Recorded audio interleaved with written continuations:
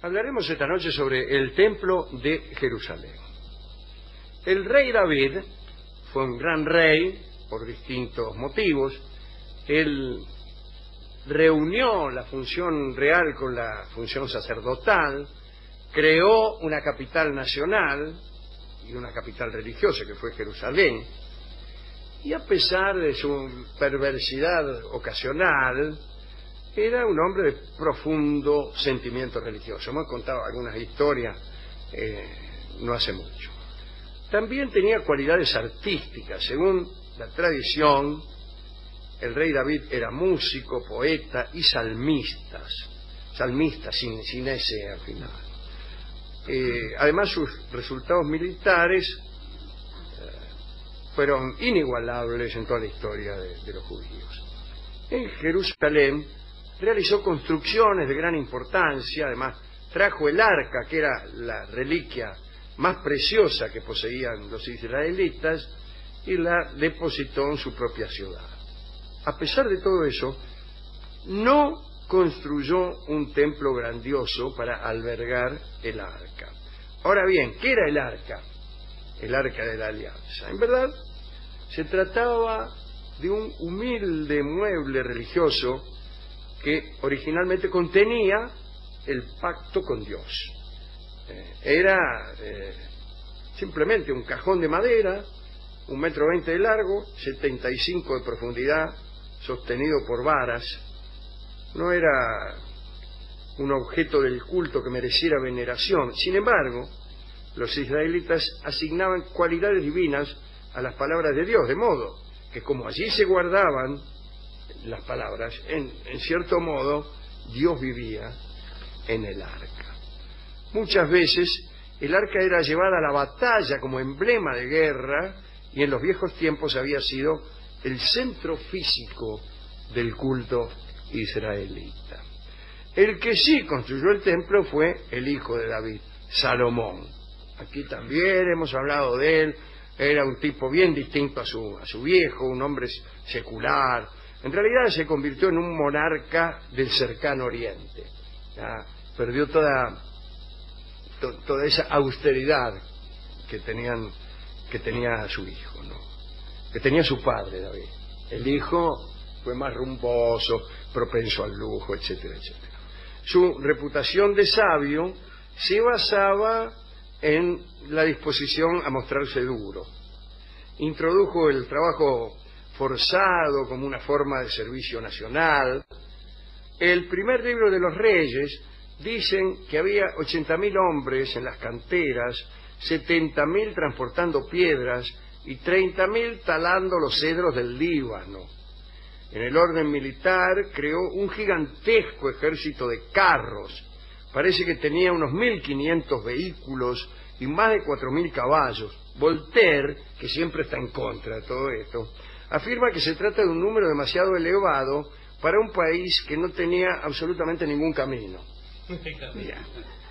Salomón estableció altos impuestos, fomentó el comercio y se casó, por razones comerciales, con hijas de todos los príncipes vecinos. Sin ir más lejos, fue marido de la hija del faraón de Egipto, anfitrión de la famosa reina de Saba, que llegó desde Arabia Meridional para promover el tráfico de mirra, incienso y todo lo demás. Salomón tenía una alianza política con Hiram de Tiro, otro monarca traficante, ¿no? Las relaciones diplomáticas incluían concursos de adivinanzas en los que se hacían fuertes apuestas en efectivo y llegaban en ocasiones a involucrar ciudades y regiones enteras. Parece, ¿eh? Salomón y Hiram se la pasaban acuñando enigmas que a veces contribuían a mejorar la economía de sus países. Adivina qué es esto. Si adivinas, por tanta plata, te cedo la provincia de tal. Es difícil, ¿no? Y el tipo adivinaba el yacaré, decía. Bueno, acertaste, quédate con la provincia de Santiago del Estero. Adivinás qué es una cosa, que qué sé yo, pero no pero tiene pelos, pero no sé. Bueno, todas esas adivinanzas eran parte de la política de aquellos tiempos. también eran socios con Hiram, Salomón, en una flota de naves que iban al país de Ofir, en el África. Los dos reyes comerciaban en animales raros y aves, mirá vos, como así también en madera de sándalo y marfil. Bueno, este hombre, Hiram, o incluso por ahí está hablando de Salomón, vendedor de armas, poeta, administrador de una justicia que se complacía en el capricho y la paradoja, ese habla de Salomón, fue el que construyó el templo, ¿no? Hoy nada queda de aquel templo de Jerusalén, que fue sumergido bajo el enorme templo que más tarde erigió Herodes el Grande.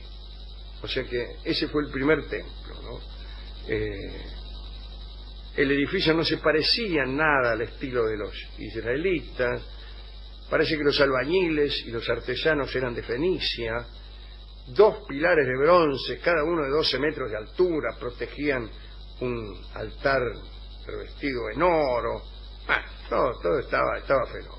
Pero el templo de Salomón fue demolido junto con gran parte de la ciudad por las tropas de Nabucodonosor, y el rey, junto con toda Jerusalén, sus príncipes, hombres fuertes y todos sus artesanos y herreros, fueron llevados, como se sabe, a Babilonia, ¿no? Se quedaron en lo que quedó de Jerusalén los más pobres del país. Y el templo fue edificado nuevamente por Herodes el Grande, que era el rey de la degollación de los inocentes. Ese, ¿no? El tipo que dijo, a ver, degüéllenlo a todos para matar a uno solo, ¿no? Es evidente que Herodes se atuvo al modelo de Salomón, pero era un templo mucho más grande, enorme.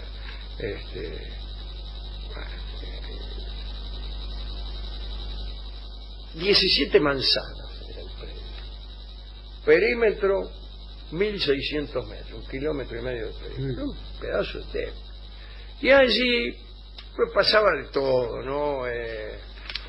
Había muchos sacrificios, los peregrinos llegaban prácticamente por centenares de miles en las grandes fiestas. Había un patio exterior que estaba abierto a todos, estaban los cambistas de dinero que cambiaban monedas de todo el mundo por los ciclos santos que se usaban para pagar las tasas del templo. Y estos hombres fueron los que provocaron la furia del Cristo. A estos los echó a patadas Jesucristo, ¿no? Había muchos sacrificios en el templo, porque los sacrificios normales, 2 corderitos al alba y otros 2 al atardecer.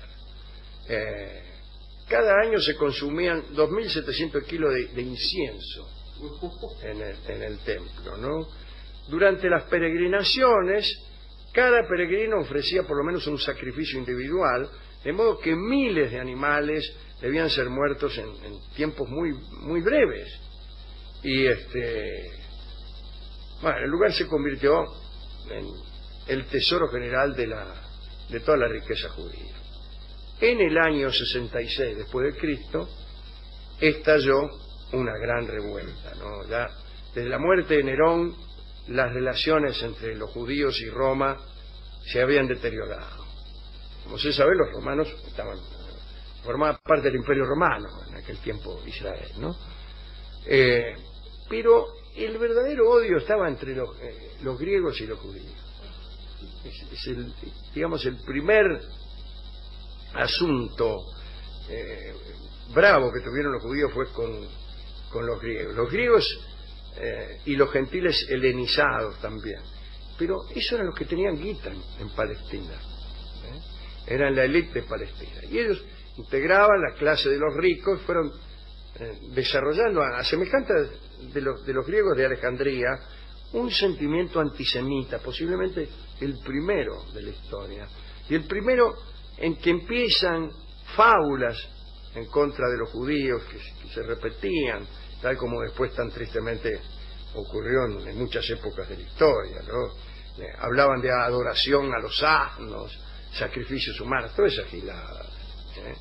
Bueno, en el año 66 la guarnición romana, mayormente integrada por griegos, fue atacada. La fortaleza se llamaba Antonia, creo, estaba por ahí. Atacada y masacrada. Y desde el comienzo de esa revuelta se armó también una guerra civil y racial entre griegos y judíos. Pero fue también una guerra civil entre judíos, porque la clase alta de judíos de Jerusalén apareció identificada con los griegos.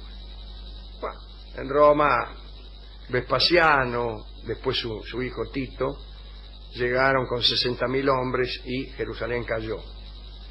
Los habitantes fueron vendidos como esclavos, el templo fue destruido, todo ese templo fue destruido, las murallas reducidas a escombros, y hoy solo queda un exiguo fragmento de aquella grandeza. Y ese fragmento que queda hoy es el Muro de los Lamentos. ¿A quién dedicar esta breve reseña de los dos templos, ¿no? Del de Salomón y el de Herodes el Grande?